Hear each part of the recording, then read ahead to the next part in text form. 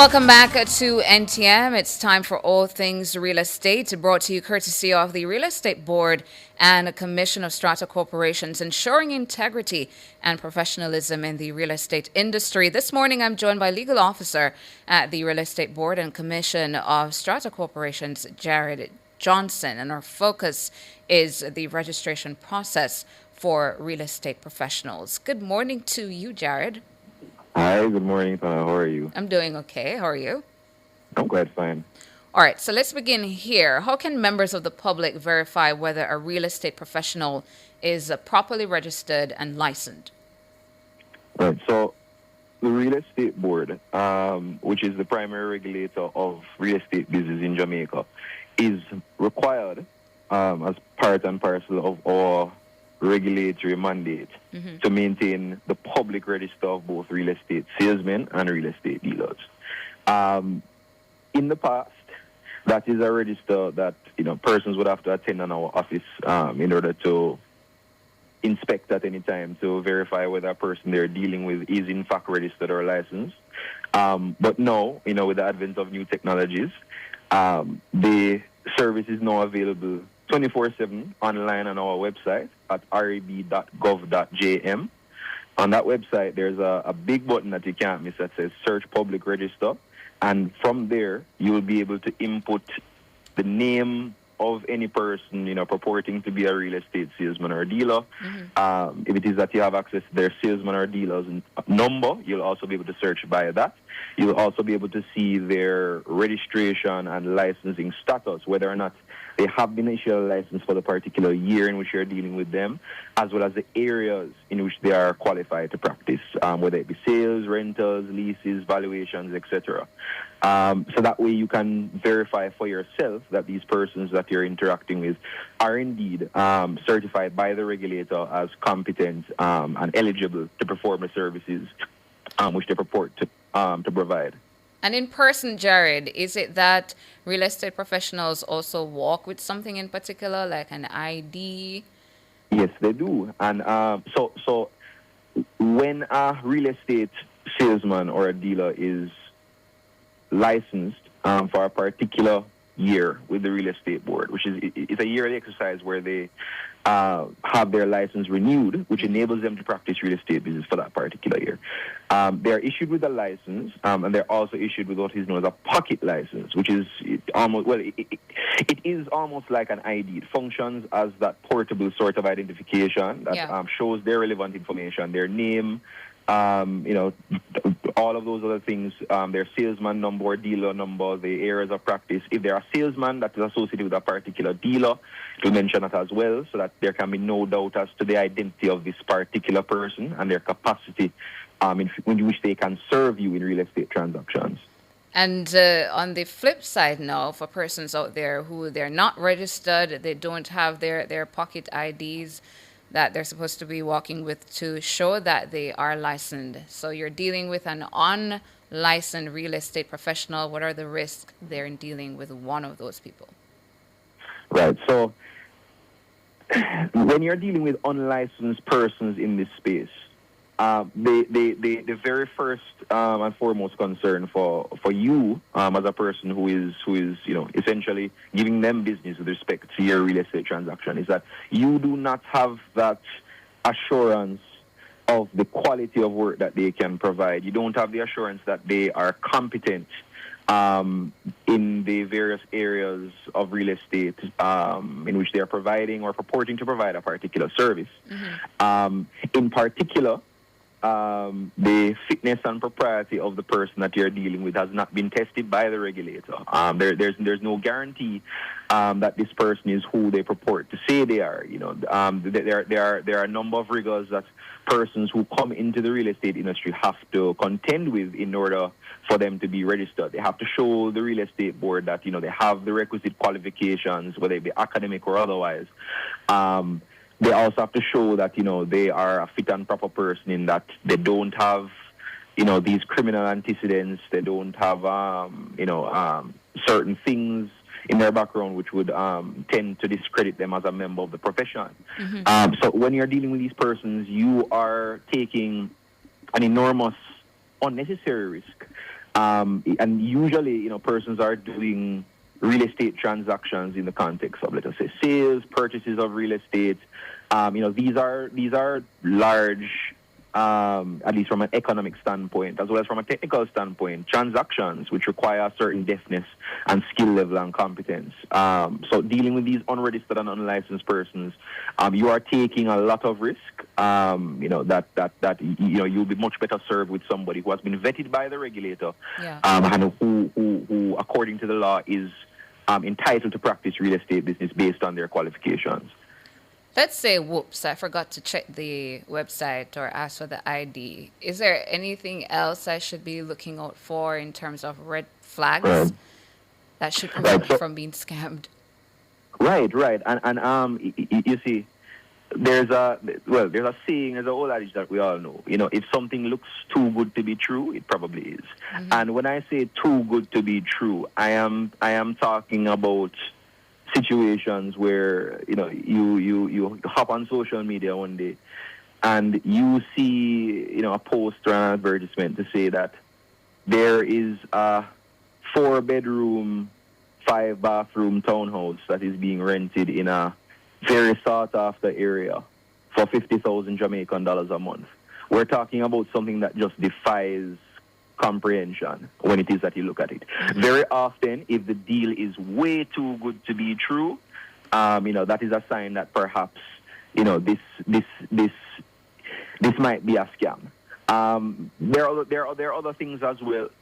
Certainly, what is in mode now, for persons, these sordid persons who try to, build persons in this space, they will ask or request payment in advance simply to view a property. No, that is certainly not in line with the professional or ethical standards of the profession. It's certainly not the industry standard. A registered, licensed, and qualified salesman or dealer who holds a license from the real estate board is not going to be asking you for an advance fee in order to permit you to view the property. Those the terms of the payment of a particular listing agreement would not, provide for that. So that is certainly another red flag to say that, perhaps this person that is purporting to say that they are a real estate dealer or salesman who is properly licensed, properly registered, they are perhaps, just there to scam you. Yes. So, Jared, I know you mentioned it, but one of our listeners, James Torres, in our YouTube chat is asking again, what site can persons go to check for legit real estate professionals? Right, certainly. So that is REB, as in real estate board, reb.gov.jm. That is the real estate board's official website. And once you go there, there's a big blue button. I believe it's in the top right-hand corner. It says search public register. You can't miss it. There you can search, the active, constantly updated public registers of real estate dealers and salesmen. You can search by name, areas of practice, their salesman or dealer's number, as the case may be. You'll be able to find all of their information in one place, as well as their current license status. Mm-hmm. So for the ones now that are unlicensed real estate dealers or salesmen, they do not have any license, what are the consequences if it is that the real estate board finds this out? Right. So, well, the real estate board through its inspectors, is constantly, taking steps to, weed out these persons, and, put them before the relevant authorities. One of the things that's important to note, Tana, is that the very act of practicing real estate business or even just holding yourself out to the public as offering these services, if you're not licensed, that very act itself is a criminal offense under the Real Estate Dealers and Developers Act. And it is it's a very serious criminal offense that can carry a maximum punishment of up to 5 years imprisonment plus a fine. And that is completely without prejudice and separate and apart from any other conviction that might arise out of some other legislation, let us say the Larceny Act, or let us say a conviction for fraudulent conversion or fraudulent misrepresentation, etc., Yeah. which might carry even more, severe penalties. But the very act of practicing real estate business without a license is in itself a criminal offense, which is important to note as well, and it can carry, it can carry imprisonment essentially as its punishment if it is that somebody is found guilty of that particular offense. So overall, this morning, Jared, if you could give a quick overview of all the areas we discussed this morning, what Right. folks should look out for, again, where they can go to find out who has been licensed, and Right. in general, how else the real estate board is raising public awareness on this matter of Certainly. real estate Right. scams, and who is licensed and who is not. Certainly. So always ensure that when you're dealing with, a person, a real estate agent, salesman, dealer, broker, whatever is the terminology that is used, always ensure that these persons are registered and licensed with the regulator, which is the real estate board, by checking our website at reb.gov.jm and searching the public register. It's totally accessible at all times. And take steps to, protect yourself. Do your due diligence to ensure that this is the person, that you should be dealing with. Ask, for example, a salesman that you're dealing with to present their pocket ID. If it is that they have it on them, that can certainly go a far way in identifying this person as a registered and licensed salesman. In addition to that, if the deal simply, is too tantalizing, it is simply far too good to be true, more than likely it actually is.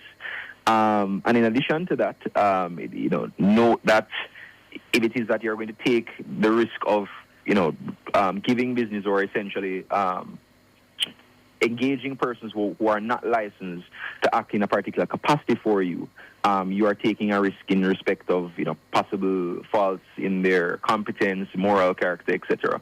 The real estate board, of course, through platforms such as this one, media interviews, we're taking steps in order to as best as possible widen, public knowledge when it comes to these sorts of matters. Yes. In addition to that, our social media, the board is taking, novel steps to essentially post, tips similar to these that we would have shared today, this morning, on the show, as on a very frequent basis.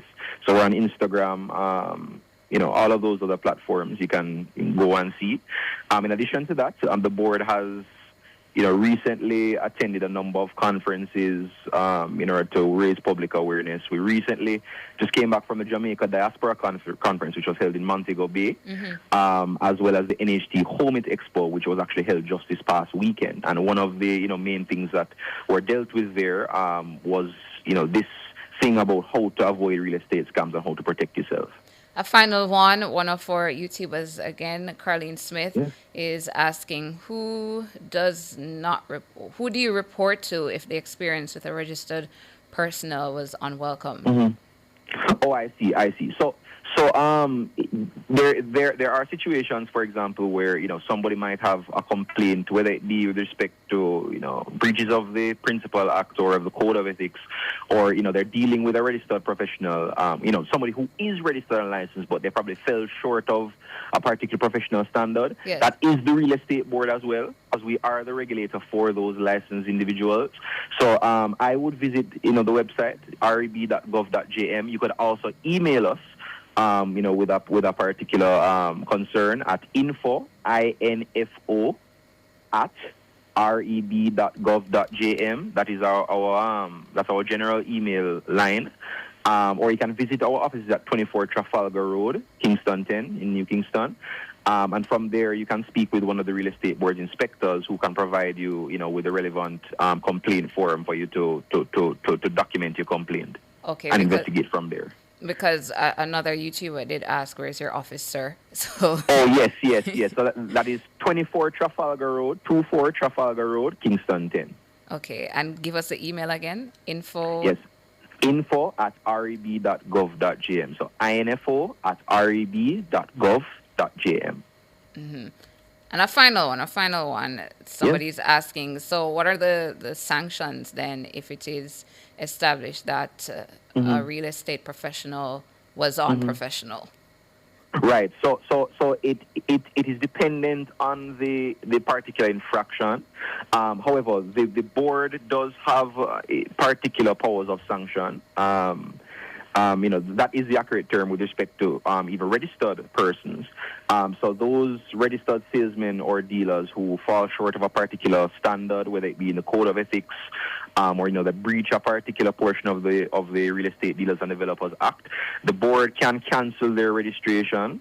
If it is something that is particularly egregious to rise to that standard, or perhaps suspend them for a determined period, and that is part and parcel of our mandate to ensure the highest standards of integrity in the profession. So it's not a case where you're simply registered and that's a one and done. You have ongoing obligations to your clients as well as the industry on a whole. And if the board finds that you are falling short of that particular standard, in a manner that perhaps would amount to those sanctions being appropriate, the board can take those powers under the legislation. Jared, I'd submit this morning that you were very helpful to me and our listeners out there. Thank you so much for your time. Yes.